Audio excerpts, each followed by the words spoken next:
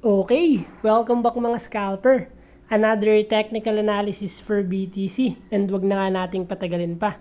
Daily time frame is red candle, below average yung volume but nasa seller's momentum tayo. Bakit? Tatlong red candle na sunod-sunod. So possible magpo-pullback to. Yung current candle is meron pa tayong 2 hours and 30 minutes to close this candle. So maaga pa. And silipin natin yung possible scenario sa lower time frame. But first, I just wanted to tell you na sa higher time frame is still uptrend momentum pa rin tayo. Bakit? Since yung trend line natin is above pa rin.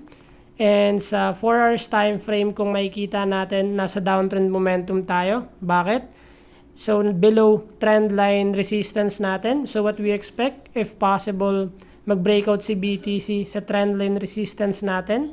With pullback, is possible mag-change direction. So what happened is nagkaroon lang to ng fake out dito sa week na to.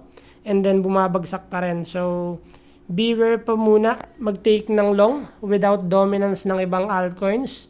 Since nasa downtrend ngayon si BTC, for higher probability, we can wait for breakout ng trend line and pullback.